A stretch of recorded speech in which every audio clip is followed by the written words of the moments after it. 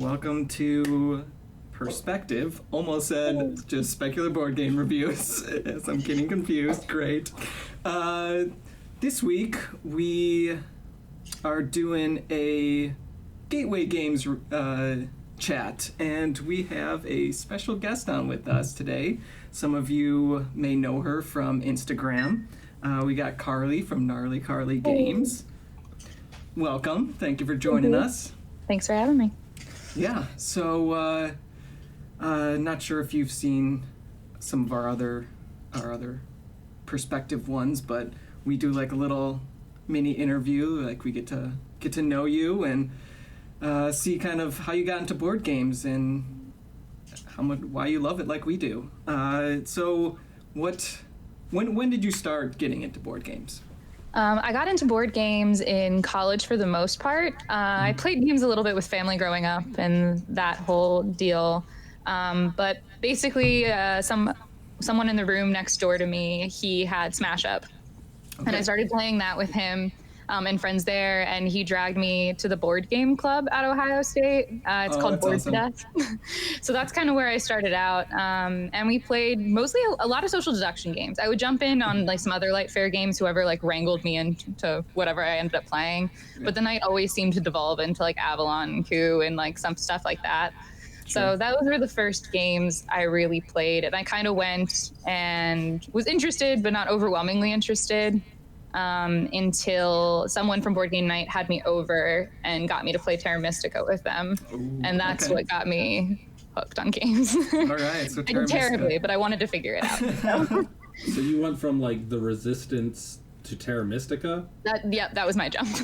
That's a big jump. That is a big jump. There was really nothing in between. It was pretty much like Coup and Avalon and like Flux and like some other very light games. And then it was Terra Mystica. Gateway Games is going to be a horrible topic. No, very strong opinions on it. Okay. And you didn't have like the typical Catan experience that we all had. I never had that. So, but honestly, Terra worked for me. I think for most people, it wouldn't have worked very well. It would have just been confusing and awful. But I had a terrible time. I did really badly. They gave me a very hard faction and didn't explain half the rules. But like I wanted to figure it out, so it worked. Because I was very committed to getting into it. It showed me like there was more out there than I was creating. So like the one time a bad teacher is actually beneficial because you wanted to figure it out on your own. Oh no, it was still terrible. I would have had a much better time. You guys know the game at all? I know it. Yeah, I haven't played it, but I played it. What's similar to it? Gaia Project. Gaia Project. Right. Gaia Project is solid. But basically, to start off the game, you place 2 houses on the board for most play factions.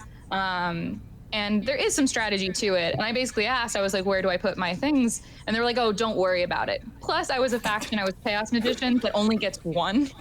Oh. And I went in the corner of the board. Don't worry about it. Immediately blocked me off. Like immediately blocked me off. So it wasn't just that they didn't explain half the rules, is that they just like let me make terrible decisions. I had a horrible game.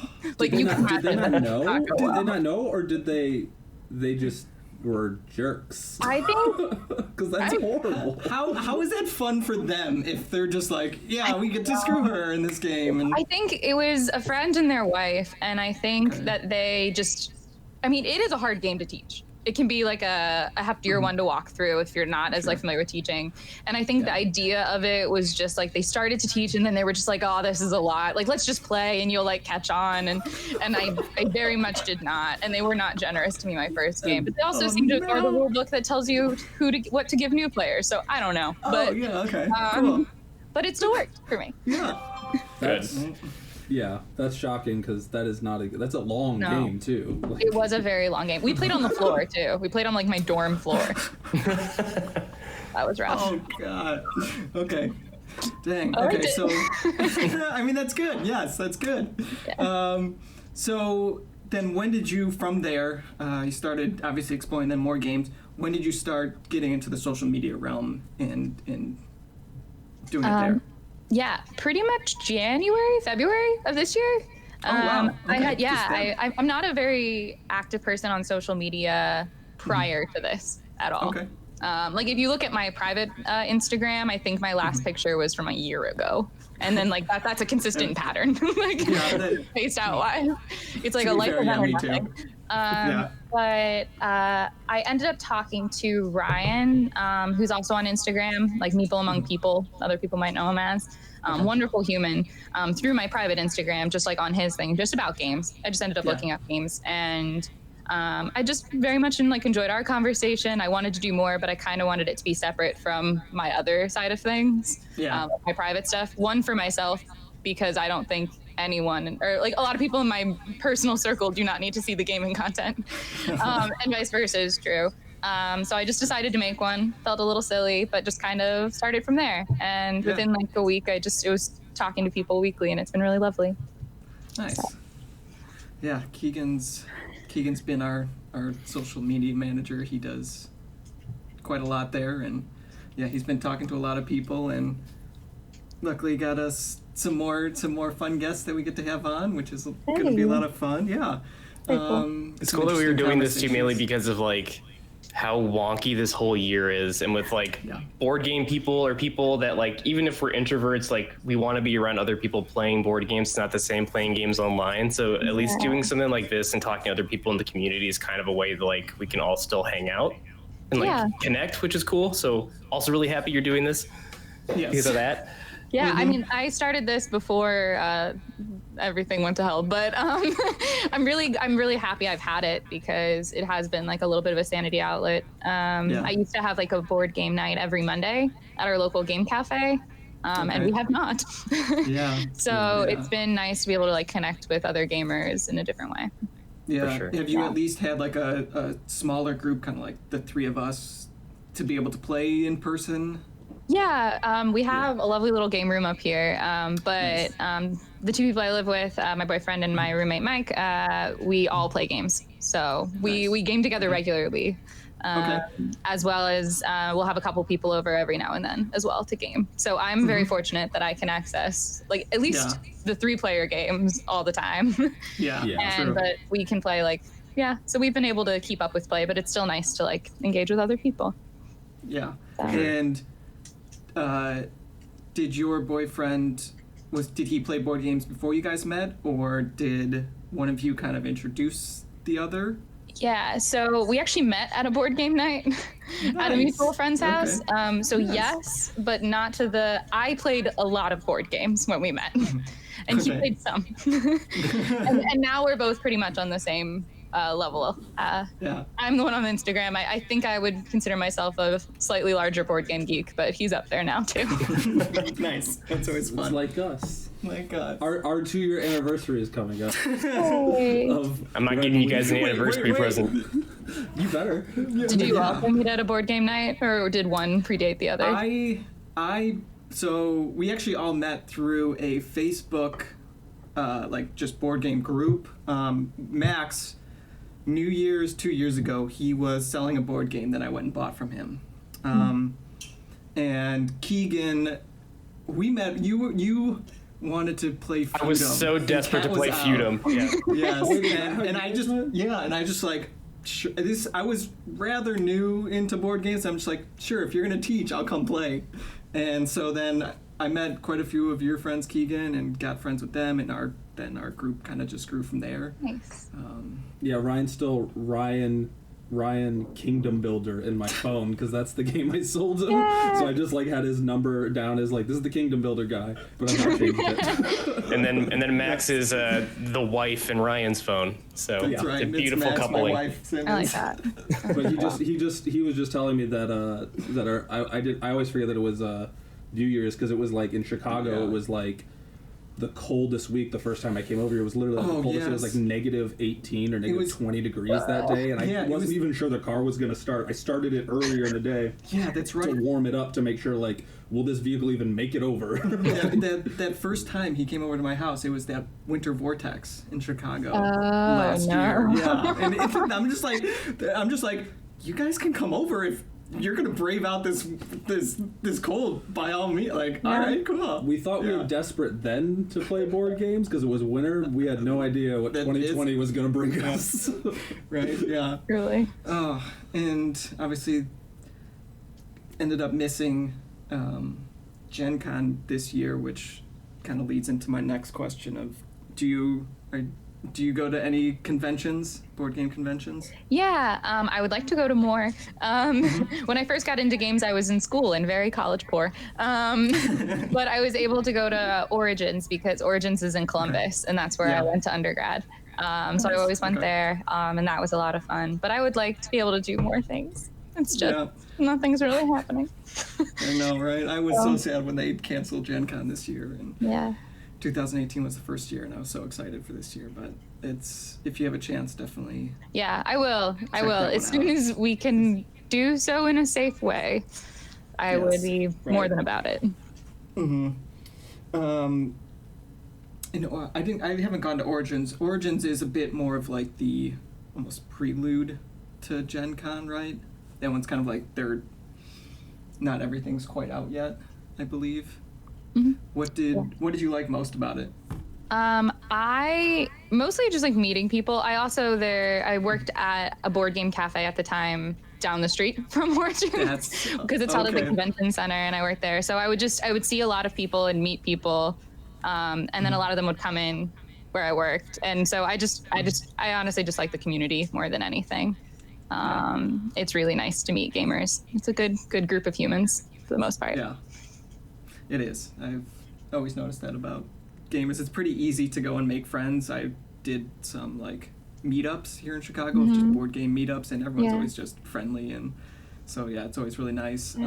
That's always surprised me. Like, not surprised me, but like Chicago, I mean, can be a tough city. I don't know, but like I went to go buy a board game from a guy, and this was I was like first getting into it, and he didn't live in like I don't know, he wasn't, it was like kind of looking like a shady part of town. I was like, I don't know, and then we ended up talking about board games outside his door for like an hour. And then he invited me into his house, and he was like, look at my collection, and like and then he invited me over. No, this wasn't Boone. Okay. This is Mike, and he invited me over, and then later I told my wife, I was like, hey, I think I'm gonna go play games with this guy next week, and he's like an anesthesiologist, and she was like, he's gonna like inject you and kill you. And I was like, no, I don't think the board gamers are really like that. They're pretty laid back. But everybody's always been super friendly and like, oh, come over, I'll host and all that. I really have missed that with this COVID of just going over to everybody's houses and hanging out and stuff. So I've been very glad we've been doing this sort of thing, because it's at least gotten like that outlet out a little bit of being able to be somewhat out there on YouTube and doing whatnot, like talking to people about our addiction. Because my wife and kid are like, we don't care. You go do your thing with your second wife, and yes. How is kind of that board game community where you're from? How, like, for us, Chicago, it's massive city, so right, there's quite a bit. You can, all over the city, you can pretty much find somewhere to do board games at board camp cafe, people hosting. How is it by you? I'm not entirely, like, what city you live in? DC? Just outside of DC in Maryland. Just outside of DC. Okay. So I was really worried when I moved to Maryland from Columbus that I wouldn't have that board game core that I need, because you can have all the games in the world, but no one will play them with you. I'm not as much of a solo gamer myself. It can be fun, but it's just I love the engagement with people. And so I was really worried, but there was a couple of meetups near me. I had one bad meetup experience. Oh no. And but the second one I went to at a board game like cafe that's about 12 minutes from here.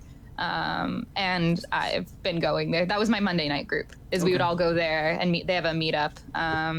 And I've met a lot of wonderful people there, and most of them have become some of my closer friends in the area. That's nice. So I've been very fortunate to find a good lot of people. But sometimes it's a personality thing. It's hard to find like your people. But when I have like what I lovingly call a friend crush on somebody, I pursue it hard. I'm like, you are a good person. I enjoy playing games with you. Like, you're coming over at my house and being my friend now. I will do you vigorously if I want to. Yeah, My first time I went to it wasn't even sort of a meetup. We have a place called the Dojo, the Dice Dojo that we go to, and I was there shopping for paint. I don't know if I told this. I was shopping for paint, and this guy was like, "Oh, you want to play a game?" And I was like, "Sure." Like I'm pretty all right, sure. And so he I think he was kind of drunk. Because you can drink there, and he pulled out Pandemic, and I proceeded to watch him play 2-player Pandemic by himself. But he was nice, and he was like, "Hey, we're doing a game night Saturday night. Do you want to come? We'll be here at 9 o'clock." I was like, "Yeah, sure." So I was all excited, and I show up at 9 o'clock, and I'm like, "Hey, dude," and he's like, "Hey," and I was like, "Uh-oh," and he's like, "What's up?" And I was like, "We playing games tonight?" He's like, "Did you get invited?" And I was like, "You invited me." And he's like, "Oh, was I drinking?" And I was like, "Yeah." And he's like, "Yeah, I don't remember you at all, but you're still welcome to play." And I did, and I never went back. But that was my only bad experience. Everything, and that was the worst thing. I was like, "You got forgotten." That's not horrible, right? But yeah, they can. It can be tricky. I've never had to go to a new city. When I used to visit family in Kansas City, I would try and look for a meetup or a group, but I don't think, I don't think that Missouri is as big of a town for gaming as Chicago. Don't know. What's tell us about that? Your bad experience. Oh, my bad experience? Give us your story. Okay. Give us your story if you want to. If you want to. No, I'm fine too. Really, it wasn't horrific. It was I'm a bubbly personality, and it was just a very serious group. It was a meetup. It was there was a Wegmans not too far from here that does a Friday night meetup on their top floor where you can people can grab food and sit up there and play. And the group, it was pretty much all dudes, and they were all very serious. And I came in, and it was not a personality match. I don't think. I don't know. It was just you can tell when people aren't as excited about your personality or presence. And so I was like, this just might not be my squad, and that's all right. But I was just really worried because that was the first one I tried, and I was worried I wouldn't find a fit. So when I went into the next board game meetup at a cafe, I was just so nervous. I almost called a friend who was relatively local to be like, "Can you go with me?" But I didn't, and everyone there was amazing from the start. Yeah. So that's great. It was really nice. Yes.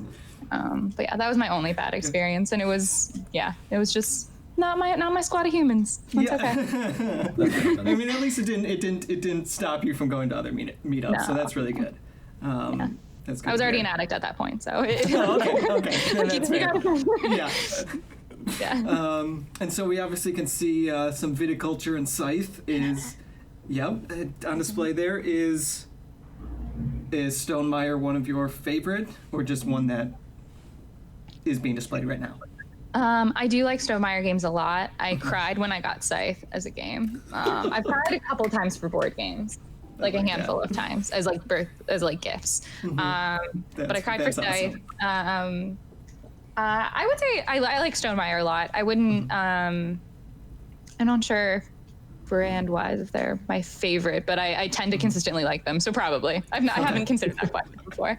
But they're also really pretty to display. So we have a lot of games along the side here that are just shelved out, but Scythe doesn't fit nicely in your square box. It doesn't. So Scythe gets a beautiful display. It also is next to I have the play mat and other things, and so try to cluster them all together.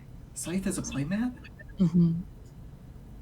Whoa, my God, how do I not know about this? Wait a second. Oh my God. Because the board, I will say for Scythe, the board is so fragile. At least the one I got was, and so I haven't touched it since because I'm always just scared it's going to rip in half one day. Do you have the modular expansion for Scythe? For the board? Oh, I did not know that. There's tiles that you can lay over the board. There's the latest one, or the last part of Scythe that he put out was modular board, which they just have the larger hexes. I would think it's 6 by a 6 circle, and you just you can mix and match and change up how the map that. would be. I didn't know that. Oh man. I was wondering how that fit on the playmat. Yeah, that was curious about that probably too. fit on the playmat. Yeah. It's. I mean, I'm not gonna grab it. It's. I was going to grab it, but that just seems like too much work now. That's out of perfect reach. I'm just no.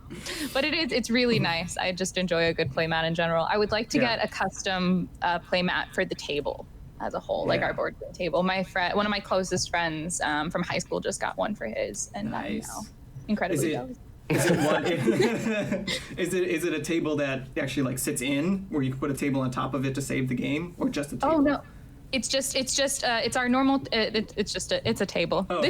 This is a lovely table that my friend's Devin mom gave me when they were getting a new kitchen table. Okay. So, but that's why I would love like a play mat that I get custom to the size of it, because I don't feel like I need a different gaming table. It's almost the perfect size for us. But I would love something to make it just nicer for gameplay. Right. Yeah. Yeah. So which one of Stonemaier games is your favorite? Ooh. Probably Scythe, but that's because I think just the ease of teaching it to new people and in the enjoyment that like I've had from it with various like friends, family, it's been quality. I feel like it's pretty easy to catch on to. Even if you don't win your first time around. But. And then I like little rules. Like I like if someone's like overthinking too hard that you can drop their popularity because they're being annoying and stuff like that. Like I enjoy that stuff a lot. That's a fun rule. I remember first getting that game and thinking like, this game is so hard to teach to people. Like no. Everybody has a different ability and you can't cross the wall. Like I remember trying to, but that was like pretty new into my board game teaching, and I remember just being like, it being difficult. I think it would be a lot easier now. I think I could explain it better now. You only have 2 actions. You do. Yeah, but then and all the top ones lead to bottom things. So I feel like once people, like most bigger games, it takes people a little bit to see how it all pieces together. But that one's the easier, heftier one to teach. Well, you jumped from Coup to Terra Mystica, so I think... I did just jump from Coup to... So everything is relative. Yeah, Scythe is easy for you, Yeah, but I wouldn't do that to someone. I would not do that to someone. Yeah, you play the purple faction, and I'm not going to tell you how to cross the river, God. and you that would be the equivalent. Exactly. So should we get into some gateway games? Yeah. All right. So yeah, this week, like we said before, we all kind of picked 3 gateway games that some of our best gateway games we feel that we want to share with you, and ones that we feel are probably good for new players, ones to help you get into the board game community or into the hobby. We'll give you the honors of starting with your number 3. Okay. I guess I kind of had like a smattering, like a list of ones, but I'll just pick one. I would say probably Dice Forge. It's a wonderful game to touch. Like the building of dice and like taking the faces off is a lot of fun. Sometimes they go flying. I'm into it. But it's really fun mechanic. It kind of plays off. I'm not a big deck builder kind of girl. But I like building the dice. It has like a little bit of an engine to it. There's definitely strategies you can have people lean to. But what I think can be really solid in a gateway game is a little bit of luck. Because a lot of times if I'm teaching someone a game, I probably am going to beat you, especially if this is like one of your first gaming experiences. I'm not saying that in a harsh way. It's just true. Like there's a lot of games that like, I know for Mike and James, my boyfriend and friend who I live with, both of them really enjoyed like Dominion early on. But like if I've played Dominion a lot before and I'm teaching you Dominion for the first time, like I'm gonna steamroll you. Right. And so I feel like a little bit of luck sometimes in gateway games can be nice because they can still have the enjoyment of like seeing like an engine and try to put it together. But like there's a little bit that could possibly keep me from like steamrolling, or at least from you feeling like you had no chance at all. I think, though I don't necessarily prefer all luck-based games now, I think when someone's coming into gaming, I think it can help like level it a bit and make it feel a little more approachable. That's actually a good point. I never really thought about that, but luck-based games, I guess like you say Quacks or higher player count Tiny Towns could definitely help. Like, yeah, because then it's not full strategy. and you can kind of just get into it. Yeah, Point salad. I mean, Wolfie's beat me in point salad more than I beat him. You know, that just made me think, Ryan, when I came over one time and you were teaching new people how to play Res Arcana, but instead of teaching them the rules, you're just like, okay, so we're gonna draft decks first, and they were all like, we don't know what any of this means. Cool, I'll pick random cards. Yeah. And you're like, I'll make a perfect deck for me, and we'll figure your stuff out later. Yeah, we played Res Arcana, and we all drafted one time because Ryan had played it a lot. I said, so to make this fair, you don't get to draft cards. That's right. We're all going to draft cards, and you just have to get a random hand of cards that. And he's That's still a better way to do it if you want to do something like that. He was one turn away from winning still. But like doing stuff like that too, even with people just had like that are maybe gamers or they're still getting into the hobby, adding some type of like luck element into a game, like even like house ruling some type of luck thing could be really nice. Also, the presentation of Dice Forge is awesome. Like it's got like that childlike thing to it where it's like, yeah, you see it, it's got cool colors, and it's like, what, I get to like change my dice? Like it immediately like anybody who has any sort of gamer, I think, within them is going to be drawn to just even that simple like mechanic of like, I get to, you know, manipulate these dice and roll them and get stuff, and I think it's definitely a good one. And everyone rolls every turn, so people are engaged the whole time, which is nice. Yeah, that's really important, I think, in a and teaching. the fact that like you pretty much are either upgrading your dice or buying a card. So like the explanation's relatively simple, though it can be more complicated than that, and you might push them towards specific strategies. I know my mom's boyfriend, we're trying desperately to get him into games, and we played Dice Forge with him, and he pretty much just went like a pure like I will get victory points on my dice strategy, because it was and he ended up actually winning his first game. Yeah, with a little bit of luck, but so I feel like no matter where you're at, and he could start to see other strategies and other things and was interested in playing it again. Nice. But that helps a little bit, is that like you can do the most simple thing and it can work too. It doesn't have to be a absurd engine to win it, potentially. For sure. And so does your mom play games then too? Yeah. Nice. That is awesome. I got her into gaming, and she's gotten some of my cousins into gaming. The whole family. That's fantastic. Yeah, and so when we both started dating, it was very important that they at least can game sometimes. Nice. Yeah, I don't think any of our families really game, do they? No. Yeah. Do your, Keegan? I taught some games to my family in Germany when I was visiting them. Like I bought Camel Up in Germany, so we did a game night with my aunt, my uncle, my cousins, where we played Camel Up, and it was a lot of fun because everyone was just screaming at each other in German, but it was great. It's great. I have gotten my mom and dad to really like code names and just one, little more of the partier ones that at least we can do something when they're here in town. So that's my siblings are the same way. My mom likes gaming, and she'll venture into like the heftier side of it. But our family is more of the party game vibes. We really like code names for the bigger squad. So we're venturing into villainous with some of my siblings. Nice. That is a bit of a heftier one to bring some newer people in, just because it's like trying to teach everyone all the different villains is, Yeah, but mostly like my brother, he does not want to hear my voice for more than 5 minutes. So like teaching a game, like at one point I sat down to like teach him Ticket to Ride, and like it was like 2 minutes in, and he was just like, yeah, I've lost interest in like playing the game. That's also a little sister thing. But we stick to things like code names with you need like a translator, sibling translator. Ryan, speaking of code names really quick, since you and I just played through the Ages the other day, it blows my mind that's the same designer. Really? Yeah, code names and Through the Ages. It's like so different styles of games. They're both great. Yeah, what's his name? Like Vlad? Something.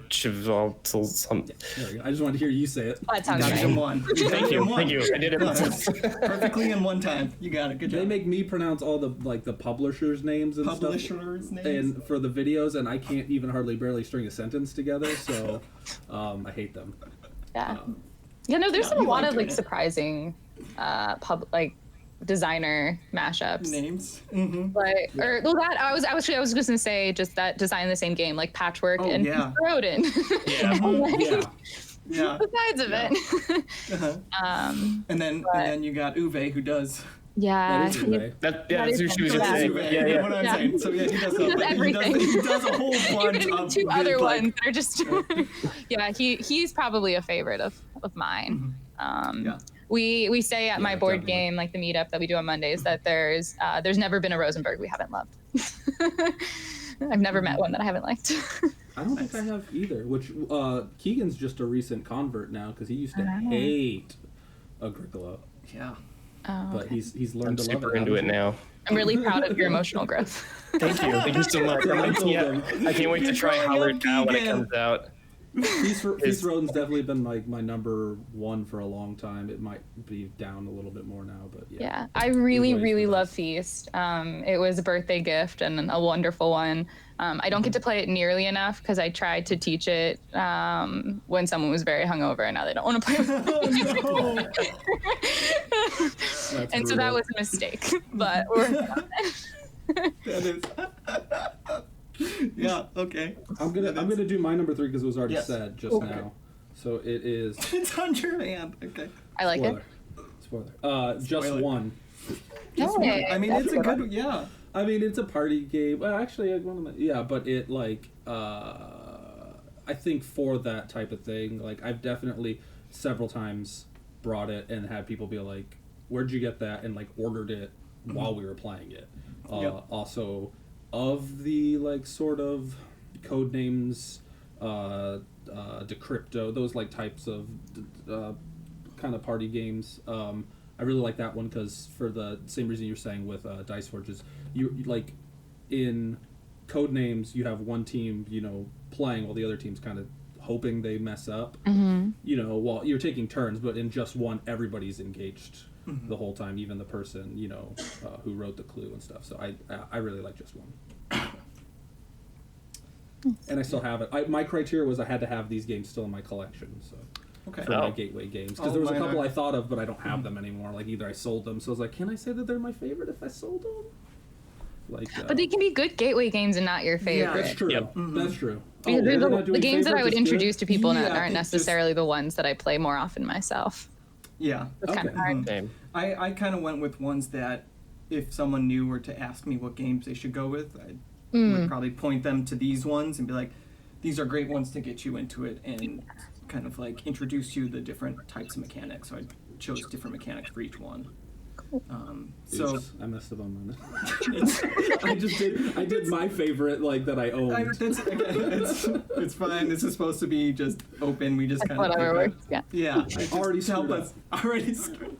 Keegan, give us your number 3. Lisboa. No, I'm just kidding.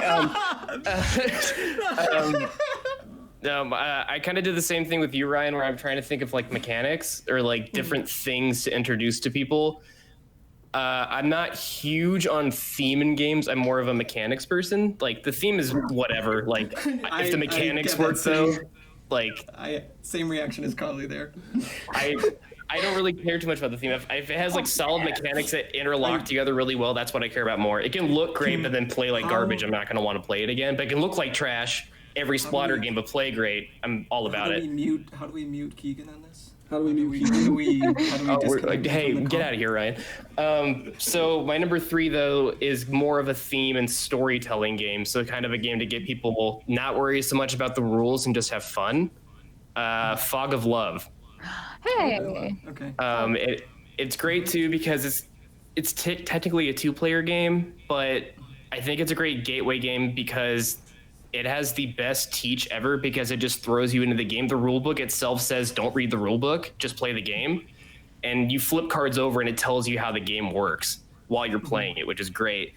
And we've played it with 4 people before, and what we do then is we pair off. So then you become one of the people's best friends. And we also give that person personality traits. So then you have to be their best friend and like talk to them like, hey, well, Heather came over today and she said that she's pregnant, but it's not my kid. What do I do? And then you can be the redneck best friend being like, well, this is what I think you should do. And just get really into the role playing of it and just play and just hang out and have fun and just tell a story together. You were telling me about that when I was asking, like, trying to trying to practice more improv. Yeah. It's a good way of, this is a good game to do that with. I love storytelling games, so Yeah. I'm into it. I feel like I would have to be selective about who would be interested in that. You know which gamers would be down for that, and which one, or I should say people, whether they played games or not. Yeah, I know some folks that would love that, and other people who would just like recede into themselves sad. I tried to play that I with think that my could be a wife, good and one she- if someone likes to be more like imaginative and playful. Yeah. And doesn't want to sit down with a rule book or a teacher. Yeah, I thought about the two just because like my wife and I were both theater kids, and we have theater friends, so like this is like a perfect game that we could take to any of them, and they'd just be like all about it.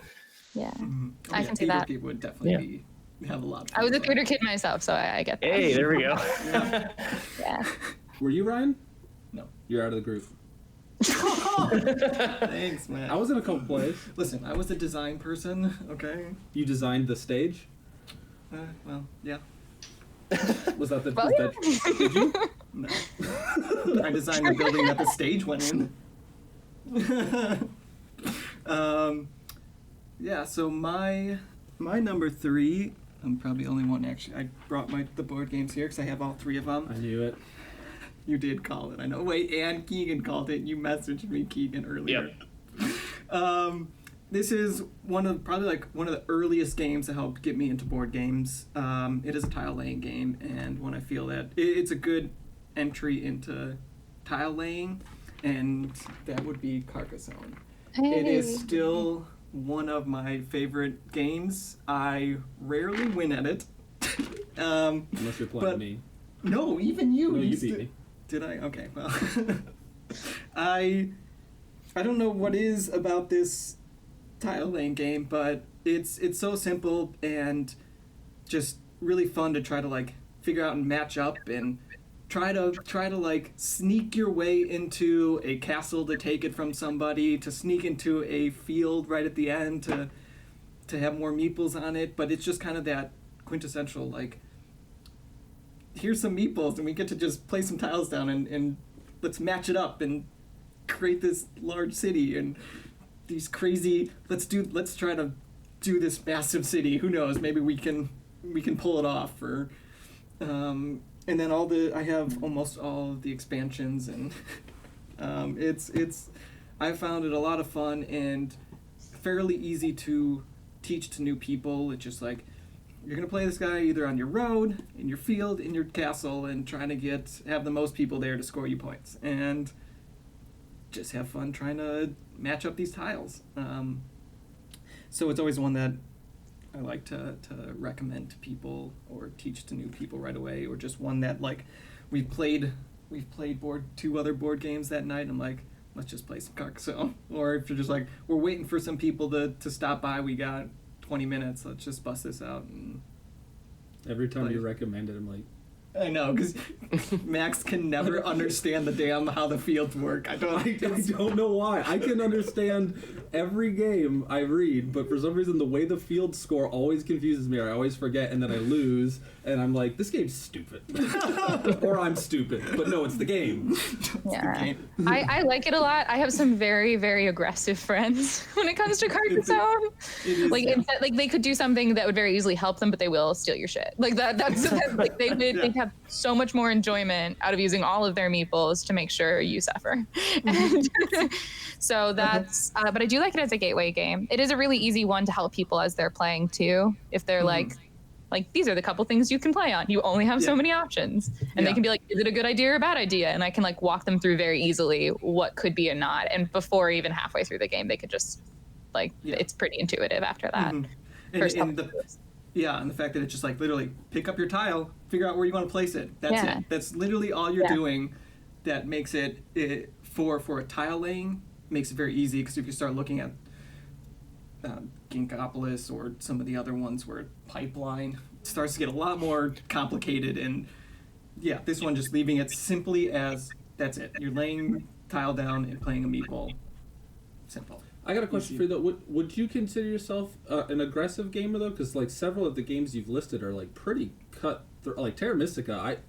I feel like very cutthroat of a game. Like there's not a way to play that nice. There's not a nice way to play Terra Mystica.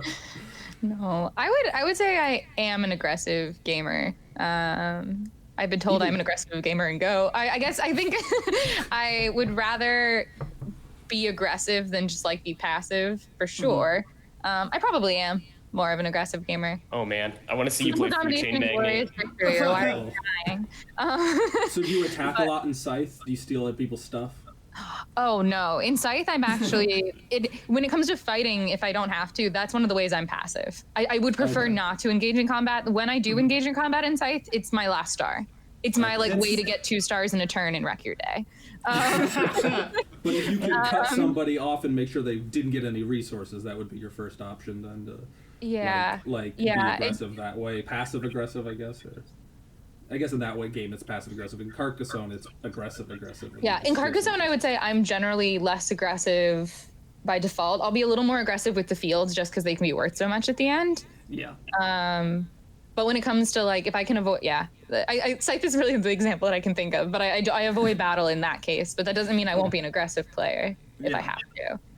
Or if it's opportune, I would definitely wreck your day. But to be fair, I know Keegan really does not care for Scythe in that way that, really battling in Scythe is really only used for ending the game. Like, battling throughout just is so... can be so detrimental to your own strategy earlier on that it could really is that my last star, I'm just going to go out and battle and save it, and I know I'm going to win this battle. Yeah, because I have these I can get that, but because it doesn't drive the whole game, I tend to be like more embarrassed. I'm kind of glad it doesn't drive the whole game. If there was constant battle all the time, it would be more frustrating because you wouldn't be able to expand and get the resources you needed. Yeah. So I kind of like it as like a side note, but there's a lot of opportunities. Just like when you're, I don't know, like if I was actually trying to like wield influence and gain resources from a land, like fighting just might not be the way to go about it. So. Yeah. But I am a big thematic person, so. It's honestly a big thing that draws me to board games. It's theme and art. So to derail real quick. Great. Yes. Can you rein me back in if I need to? So that's something whenever I watch, like I'll watch like Dice Tower or something. They'll be like, this is game, but it had no theme. Like on one of those lists, I always see Lords of Waterdeep. Is like a game they're like, well, you could retheme that with anything. And I'm like, I just don't think I understand what people are talking about when they're talking about theme, because I'm like, to me that game is super thematic. Like you're hiring warriors or rogues to send out on these quests, and you're not doing the quest, you're just kind of manipulating them behind the scenes. But so when people when you're saying you don't mind theme, I'm always oblivious. I'm like, well, it looked cool, and like I kind of got immersed in it, and someone will tell me like, well, that game has no theme, and I'm like, oh, I didn't realize. Like Scythe seems to have a theme to me, but I'm sure I'll find somebody out there that tells me it doesn't. Like, true. I guess I don't mind if something could be themed, but I think it's really satisfying when a theme like helps someone learn or like drives gameplay, or you can see like especially when you're building like an engine, you want to be able to see like what you're getting to, and it should feel right to what the theme is. So I want the theme not to feel clunky, not necessarily. But I like if someone could be like, oh, that could be rethemed, I'd be like, cool, like I like it. Are you alright? Yeah. Will you make allowances for? Because sometimes people tell me like, oh, well, that doesn't make sense in it. I'm like, I mean, like for Feast for Odin, it's like, oh, why would they be burying this stuff in their yard or something like a chainmail armor? I'm like, because you cover it up to make points. I don't know. There's a lot of theme there. Too. I will just like make jokes about the weird stuff. I'll forgive it. I think all of Lacerda's games are really good about tying the theme in with the rules. Like, Lisboa is such a solid, like, this is, like, we're rebuilding the city, so we're using the rubble to rebuild it, and all the rubble cubes represent a different type of disaster that actually happened in Lisboa, so it makes everything kind of click and make sense. Same thing with, like, the gallerist. Like, you're hiring artists and hiring, like, things to put in your gallery, and it all makes sense. Like, I'm going here to get this artist to make this artwork so I can use it for something else. Yeah. So I think like a game being like, at least for me, when people say a game has a strong theme, it's kind of like Carly said, where like the theme helps you learn the rules and it helps make the rules stick. Or if something in the theme innately is like part of the rule set, like a game that can just be reskinned is kind of like, they just gave us some rules and they just threw a theme on top of it. But if something is like super like important to the game, like this game does not work or make sense if you took this aspect of the theme out, then it's a strong thematic game in my opinion. Okay. That may need to be another a video. That could be a whole one of games. We almost transitioned into a new video just now. Yeah. All right, we actually have a second. Cut it out and edit it. I just was curious because I'm always confused. and Lacerda too. His games are such a strong theming piece of shit that no, just kidding. we have a Lacerda argument. Okay. Well, Matt, I'll transition into let's transition to number two. Let's transition into number 2. Go ahead, Keegan. Okay, so my number 2, I've realized that all my top 3 gateway games are going to be games that you can play with 2 players, which I think personally for me, I was taught gateway games as 2-player experiences, so that might be why I'm drawn to it. But I think it's easier to have like, you only have to, as a teacher, especially because I love teaching games, but having one person that you can focus on and make sure they're understanding everything, you don't have to spread yourself thin, and making sure that that person's having a good time, I think is really important to getting new people into the hobby, because there's nothing worse than having a bad first experience. So I think this game allows for that. It teaches you drafting and it teaches you small engine building. So I'm going to pick Seven Wonders Duel. Okay. It's a little bit higher, like a little bit more than a gateway game, I think. But I think the rule set's pretty easy of just take a card to put in your city, or take the card to get money, or build something. You might have to spend some money. I think it's a good, maybe a step up from just like basic gateway games, but it kind of gives you a little bit more than just take something, put something down. It gives you a little bit more headspace to play in. And then if someone really enjoys it, you can add an expansion in. There's another expansion coming out, I think, next month for it. And then if they really like it, they can get Seven Wonders and play with up to 7 people. So I think it leads into a bigger game, which I think is a good thing. That's pretty cool. Yeah. And it's a solid, like, quick little 30-minute game, and you can play it back to back and not feel like you're losing any time. Like, it just moves really quickly. It just goes so fast, and there's different ways you can win. So it teaches people that they have all these options they can use too. Mm-hmm. Yeah. Yeah, I could feel not be too overwhelming. Have you taught it to someone as like a first game before? Not as a first game. I'm trying to think, like, we have a couple that we're really good friends with that I met in college, and they have recently gotten into gaming. Like, we went to a game store a few months ago, and we came back and had a pile of games, and my wife was like, "Oh my god, what did you buy this time?" I was like, "It wasn't me, it was him," and he bought 6 board games in a day. Is that Chris and Sam? Yeah, Chris and Sam. Oh my goodness. So I feel like I've taught them, and they're very much newbies. I've taught them stuff that's heavier than Seven Wonders Duel, and it worked really well. Yeah, I was just gonna think, because my only thought is like a gateway is like the draft in the beginning of the game. But I was like, but you could just fully randomize that too. Yeah, and the rule book has, like, with the wonders, you mean? Yeah. Yeah. Do they have a variant for that? Mm-hmm. It has in the beginning too, like, if it's your first game, play with these wonders, which I just go with that. Perfect. Yeah, that's perfect. Yeah, exactly. And then if you want, yeah, and then like you said too with the draft, then too, if they are really liking the game and they're starting, it only takes you a couple games to really like pick up like what the strategy is. You can then add in that draft later. So it's a cool little quick game. Yeah, I love it a lot. I play a lot online these days. Yeah. It's easy match on Board Game Arena. We'll have to all play some games on Board Game Arena. Mm-hmm. Yes, I was going to actually say this is, Teotihuacan. Carly, what's your number 2? Yes. I would say Kingdom Builder. It's just a solid one. Okay. It what? Oh, it's your That's the one I bought from him. Yes. Another guy. But yeah, especially with the expansions, I feel like it's a good one to build off of, and you can choose. Though you can randomize boards, you can also pick and choose to make a more interesting like dynamic. Mm-hmm. But I feel like it's just easy. You draw your card, you have options, and you can try to maneuver things to do better. But at the end of the day, you're playing 3 houses on the board and then using your powers before or after. So that mechanic's really simple. We play it a lot as like our like brainless game as well still. But again, it was one that like I've brought to the family before. Because it's quick enough to teach when people don't really want to be boggled down with it, but there is like a little bit more strategy to go for. So I like that one for some new folks to start to see a different kind of play, especially with some of the expansions that have like in-game points that can be really interesting, like incentivize you to play next to people who are already on the board and stuff like that. I like those a lot. But I like their interaction. So yeah. But that one isn't too nasty of a game. It can be aggressive, but it isn't like the nastiest game. Yeah. Have you guys played with the Nomads expansion at all? I can't remember if I did or not. I It's on Board Game Arena too, isn't it? Yes, but not with the Kingdom Builder? expansion. Okay. But it basically adds like one-time abilities that normally you like go to an area and you get a power. If you go there for this, you get the next turn you have to use that ability. And there's only one ability that just lets you throw away other people's houses. And we've like house rule throwing that one out because it's just so mean. It's the only time in the game where someone can just be like truly mean to you. Yeah. And we're like, we don't think that's fun.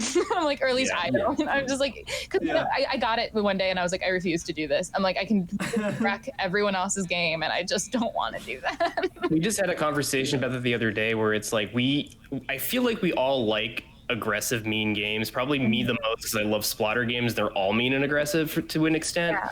But having a game that feels like it's built to be like a nice, like I'm doing my own thing, maybe there's some interaction, but then them throwing in take that element into an expansion feels really bad. Yeah, and it's only one out of like the many things. So like in that expansion. So the expansion's great in of itself. It's like 1 out of 15 random things you could pull, and we always happen to pull it. But it is because I love being mean in games. But if it's the only one moment in the whole game that's mean, and it completely ruins everything else, like all it's gonna feel like is like, well, okay, Carly destroyed my game because she got lucky. Like that's not fun. Yeah. That's exactly what we had happen in our game of Gugong, and I could have done. So, they added a couple take that things that were like, let's just not take them. There's the new what is it? The tax. The travel ones. Yeah, they had one that just like you pick it up and you gain a point. Someone else loses a point if they just go to a certain location. And I don't think any of us ever used it because we're like. Seems unfair. Yeah. Well, it seemed out of place in the game. Yeah. Exactly. Did you do your number 2? No, but Max. I'll do mine. My number 2 is Azul. I still have Azul. I still love Azul. I haven't played the second. What's the Summer Pavilion? Summer Pavilion. The second one? Mm-hmm. I haven't played that one. I played the third one for the first. Oh wait, no. Stained Glass of Stained Glass is the second one, right? I think that's the second. Pavilion's the third. Summer is the third. Pavilion's the third. I played the third. I still love Base Azul. I hadn't played it for a really long time. I played it with somebody recently, 2 and 3 players, and I was just like, oh man, I forgot. Like it does have that little bit of a meanness that it's really fun to see the people like the first time they realize, wait, if I take this and stick you with all those yellows, you're gonna get -5 points. You're like, yeah, I should have been smarter. Yes, you can do that, and then they do it. And, very sad. yeah, and they feel so like good, and it's like I love. Almost set it like I don't want to set it up, but like I'll play maybe if I'm playing with somebody newer, I'll play like riskier than I normally would, or I'll play not dumber, but just like take chances or something, try and and so that like it almost sets that up or something. But I still like it's such a the scoring can be a little bit tricky I think for people to pick up right if they've like never played any game, but yeah, it is a very just simple, satisfying game, and it definitely has the toy factor too with that game of just the solid, chunky tiles and the. I didn't realize they came out with an expansion. If you guys don't know this, because I didn't know this, but they came out with an expansion for the first one that has a like little inset plastic thing you put over your board, so that things don't shift around. Yep. And I didn't know that. that's Really really valuable. valuable. Yes, I didn't know either. And my friend pulled it out. I was like, "Where'd you buy that?" He goes, "Oh, I got it with the expansion. It came with some extra boards too." And I was like, "What?" That's so I had nice. no idea. We can I go picked it up. everywhere. It's awesome. I recommend it. But yeah, Azul. It's like I still have it. I'll probably never get rid of it just because it's so easy to teach and it's a fun one. So my number 2 is a worker placement game that I played with one of my good friends who has kind of helped get me into board games, but it was kind of like one of my first intro into worker placement, and that would be Raiders of the North Sea. I absolutely love Shem Phillips and all of the West Kingdom ones. Really love, but of his games, I think this one is probably one of the simplest worker placement that he's done to kind of pick up for new people. Some of the other ones are definitely a little bit more, so you look at Architects and Paladins and now Viscounts coming out. I think this one, I had already played a little bit had been playing board games a bit, so to me it felt a bit simple in just that very basic worker placement, but to help people get into it, I think is really good, because then they can really just experience what worker placement is, and then just kind of draw them into the next level up, which may be architects or something. So Raiders was one of my earlier games that I owned. Yeah. And if you don't have Raiders, get Raiders of Scythia, because it implements the stuff from the expansions and makes it kind of, you don't have to buy as many boxes. So I know I heard with Raiders that it feels better with some expansions added into it. So if you don't want to drop money on two boxes, just get Scythia, and you're good to go with just that box. Yes, Scythia was very good. Yeah, the art's amazing in that one. All right, number ones. All right, we should have Carly go last. Okay. She's our guest. All right, Keegan, then. Oh, me? You... Oh, I shouldn't have said anything. Okay, no. That's right. So my number one is also not so much basic gateway. I feel like this is for somebody who's maybe played a few games and they want something a little bit more involved. And I'm mainly picking this too because this is the one that legit solidified my obsession with board games. I taught this to my wife and she was obsessed with it. I taught this to my mom and she loved it. And I taught this to Chris and Sam and they loved it. Castles of Burgundy. And that game plays great at every player count. I think it's best as a 2-player game because there's no downtime. I think the game is solid because it has dice rolling, which people say, well, this is going to be all luck, but then it also introduces luck mitigation, so you have kind of control over your luck and what you can do.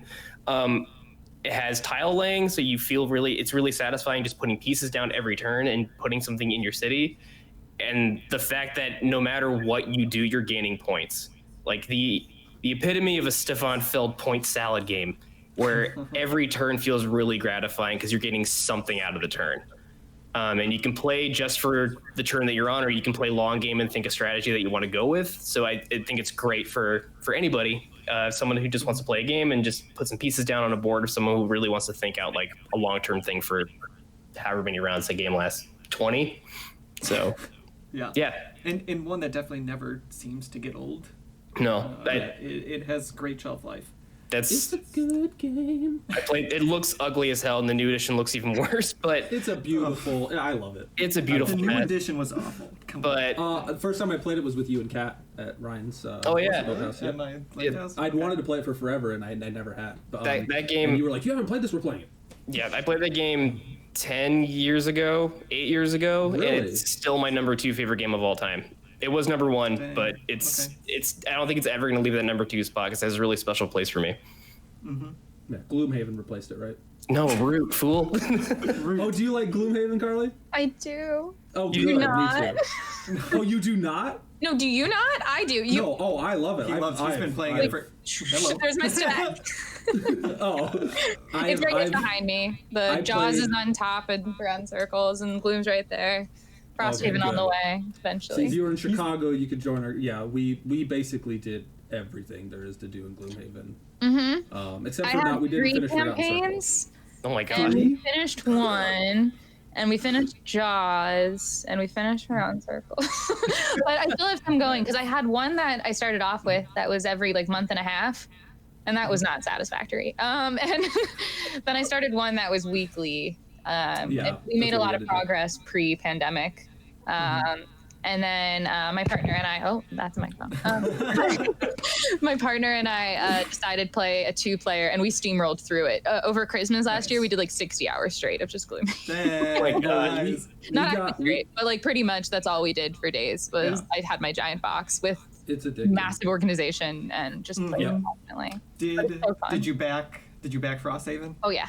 All right. Yeah, I'm gonna make him do a Frosthaven campaign with us. Well, I'm gonna make him. We all went in together. We all went in together for it. But he wasn't in my original Gloomhaven group. But we got so good at that game. We were trying to make builds that did not make sense. I think we had the music note, and we basically had all glass cannon type characters, no tank, and we tried to see what we could.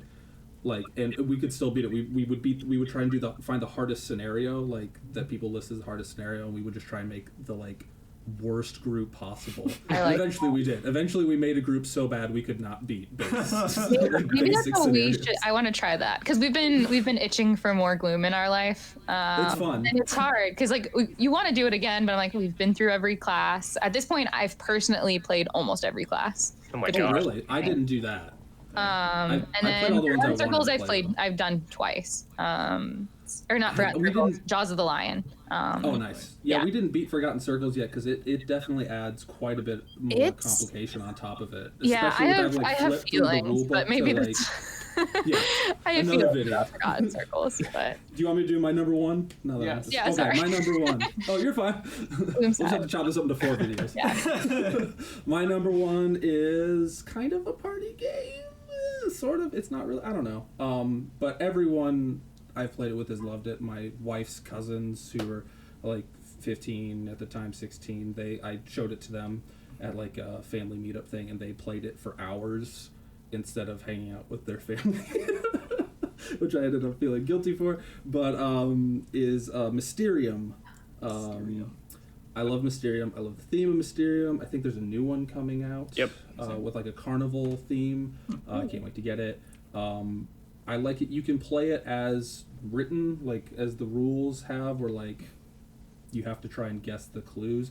But a lot of times, if I'm teaching new gamers, I just kind of throw out the like 7 rounds. I think there's 7 rounds to it. There's like the clock. Yeah. That tells you how many rounds. I just throw that out. I don't literally throw it out. But like, I just don't even introduce that into the game, and I just let everybody try and guess and get a feel for the game. And then I go, well, actually, we can play the harder version, and that's like, and then I kind of just introduce it because you can play several games of that, or at least generally people will want to because they're like, well, I want to be the ghost, and I want to, and yeah, just the way different people approach being the ghost and giving clues and stuff sometimes is hilarious. But it's always like been a hit. I've never really played it with somebody who didn't have a fun time, and it just kind of shows them. I feel like you can go from that then to like now here's a social deduction game. Like I feel like you could. I mean, I guess you could go right into like Resistance or that but like yeah, Mysterium. I love it. I think everyone I showed it to liked it. I'm going to keep it around. I'm never going to get rid of it. So. No, I have not actually played it. Yes. Oh, you haven't played it yet? It's really fun. Halloween coming up. We're going to play it. I'm taking off work on Halloween. Oh. Well, that Friday before, but... Okay, have you played Mysterium? Yeah, I own it. It's right there. Good. And I like it. It doesn't come out enough because I feel a lot of the us in this house all want to be the ghost. Because we just think that's a lot more fun. You can also definitely get a group meta to where it's like, oh, this person always plays this card for this thing. So like, if you're not teaching it to new people, it can get a little samey, I think. Yeah. But I mean, if you're playing with big groups and new people, and you're not taking it super seriously. It's great. But I like it a lot. I do. I enjoy it. It was a very popular one at our board game meetup.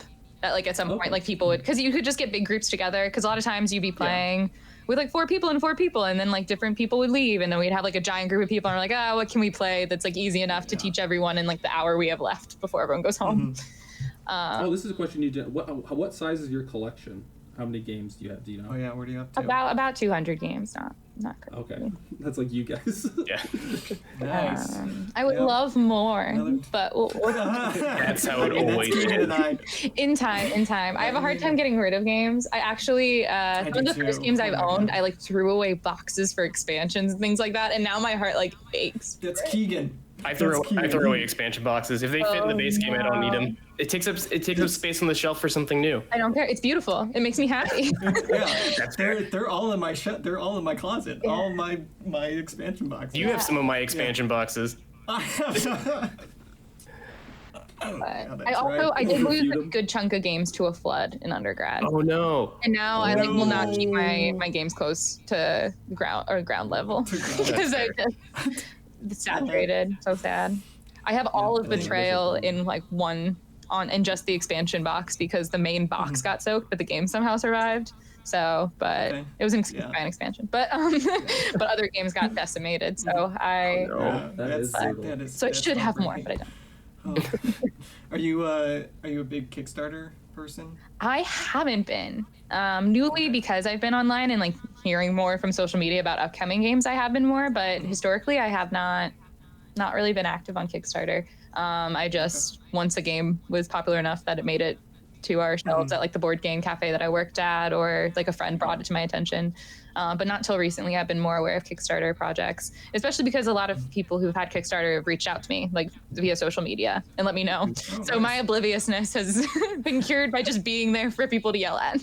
And that'll definitely make your collection grow. I know Ryan was like, I've Kickstarted some things, but Ryan's like, I don't even know how many. But I'm also so impatient. 52? I'm really impatient.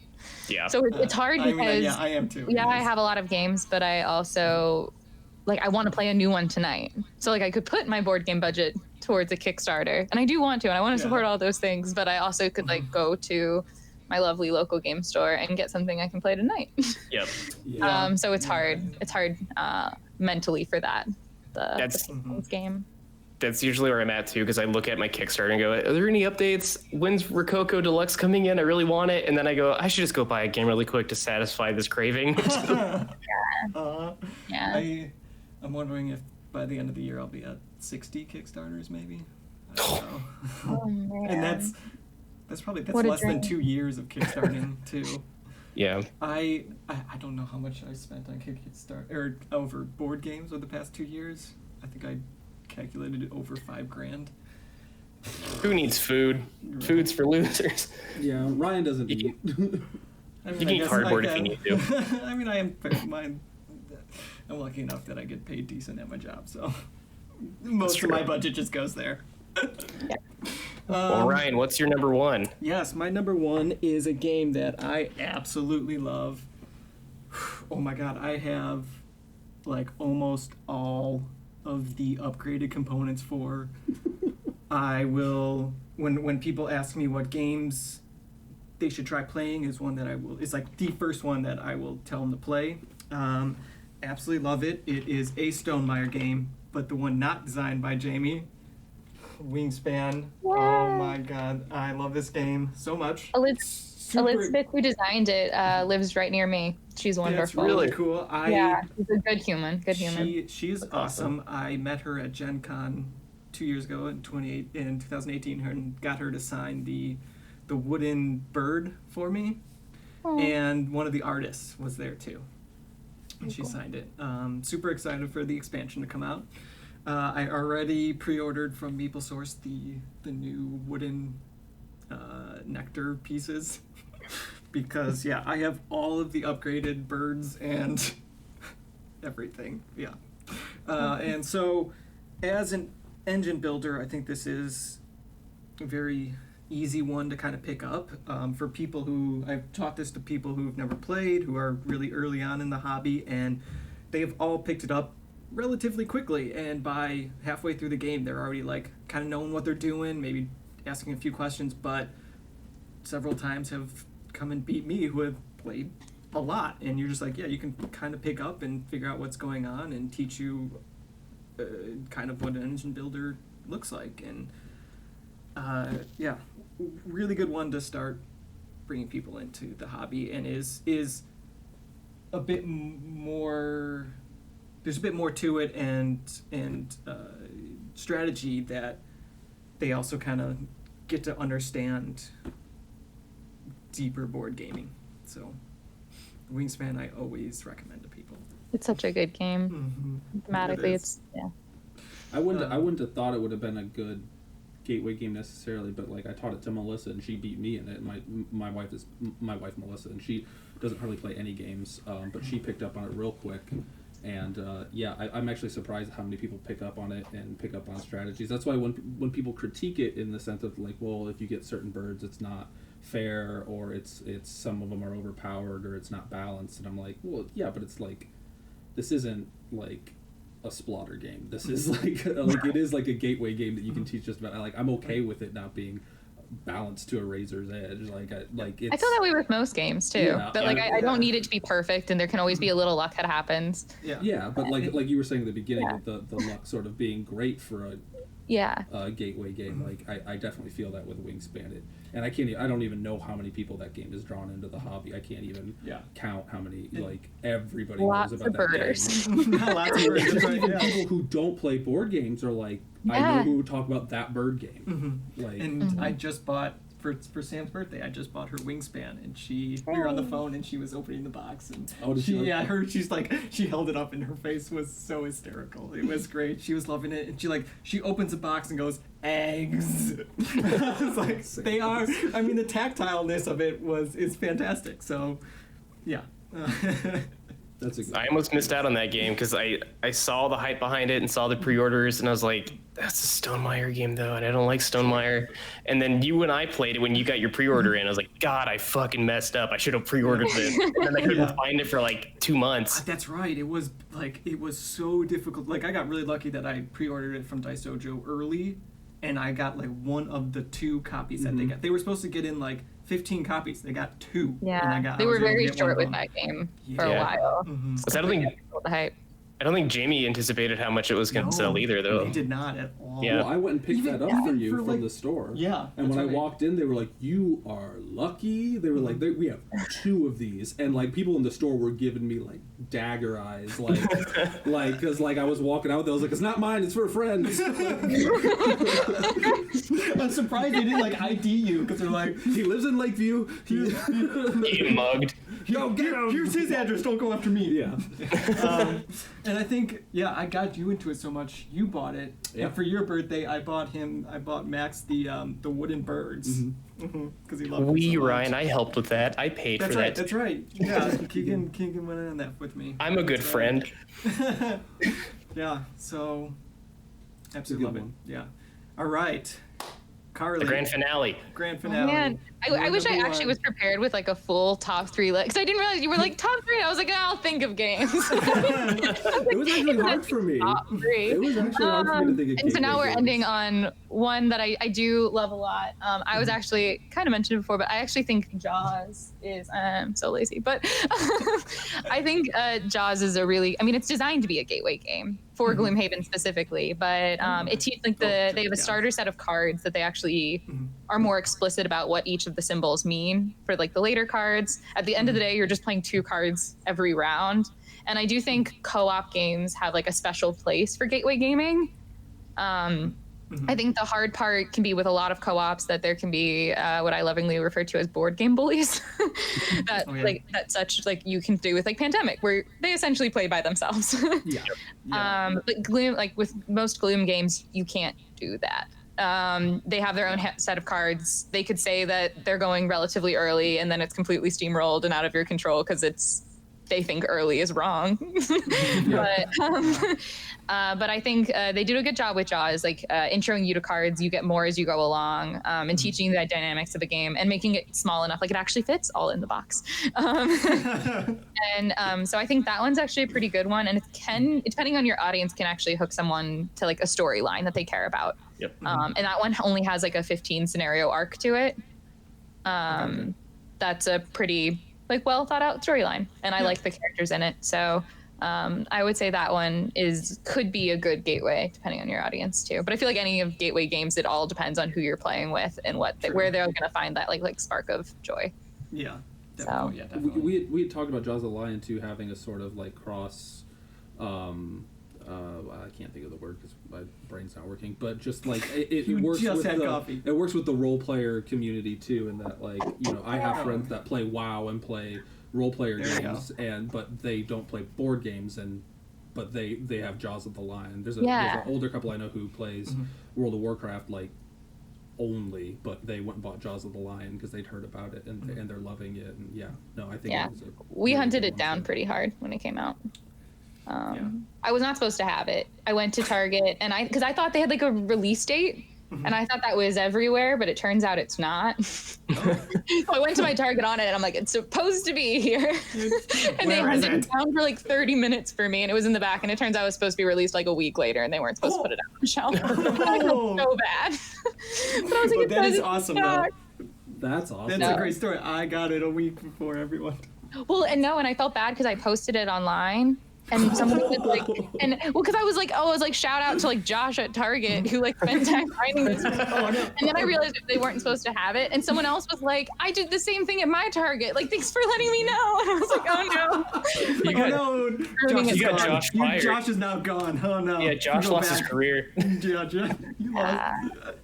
Sorry, But Josh. I We got are Josh so very, sorry. very excited.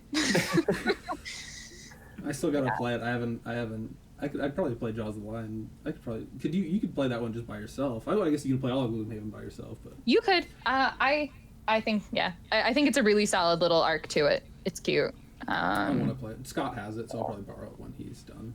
I'm not gonna lie, when you said Jaws, I legit first thought you were talking about the Jaws game that came out I of Target. did too. I did too. And then I caught on. In this that you're house, like- this is what Jaws means. So that makes way more sense. So, Yes. yeah. So, do you also play D&D then? I have. Right now, I'm only in one Pathfinder campaign. Only Okay. one. Only one Pathfinder campaign. Okay. I tend to. I really miss like RPGs in person.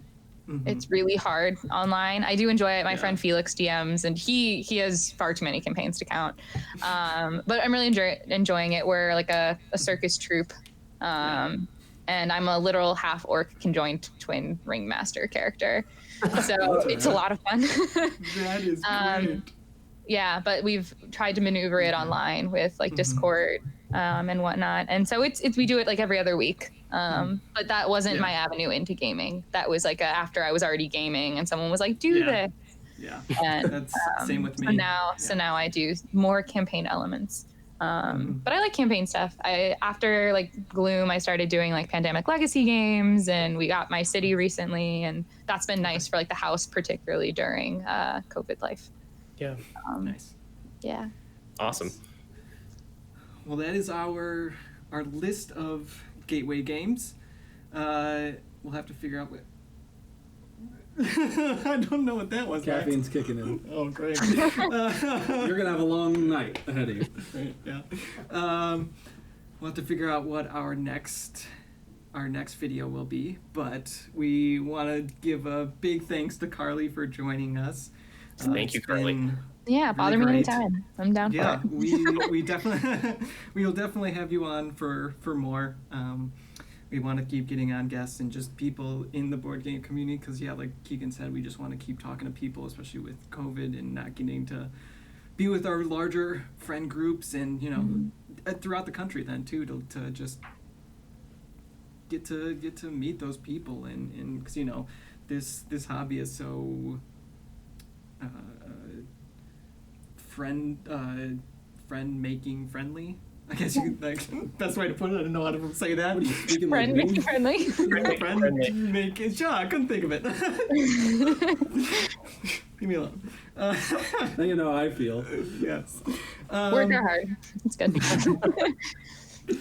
Yeah, so maybe also as we start getting some more followers on YouTube and we can actually activate the YouTube Live, we're going to try to do maybe like virtual playthroughs of games on Tabletopia, games on Board Game Arena, and love to play with you. Sure. I'm down. Yeah, so Keegan, where can people find you? On the streets of Chicago. Great. Okay, But no, digitally on Instagram at Foxbox Games, but box is spelled BOCKS because BOX was taken. I've said this on every video whole so thing? far. Yeah, I think I might just change my Instagram name so it gets less confusing at this point. But there, I usually post lots of game content, or try to at least. Nice.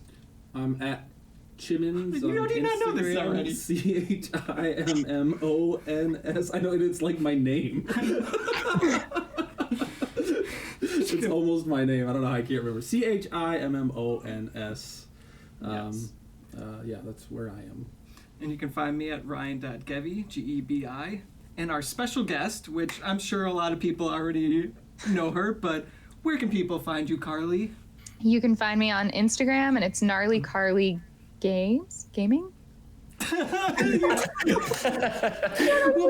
I'm not the only one. We'll put it in the description. I'm gonna figure it out. I'm gonna figure it out. It's gonna take me Okay. 3 seconds. I got this. I got this. It's Gnarlycarleygaming. We're out of time. Sorry. Oh, sorry, we're out of time. Can't do it. Okay. Gnarlycarleygaming. Gnarly and gaming are normal, and Carly is CARLEY because no one can ever spell that right. But thank you for having me. Sorry, I don't even know my own handle. We You love don't have it. to tag yourself.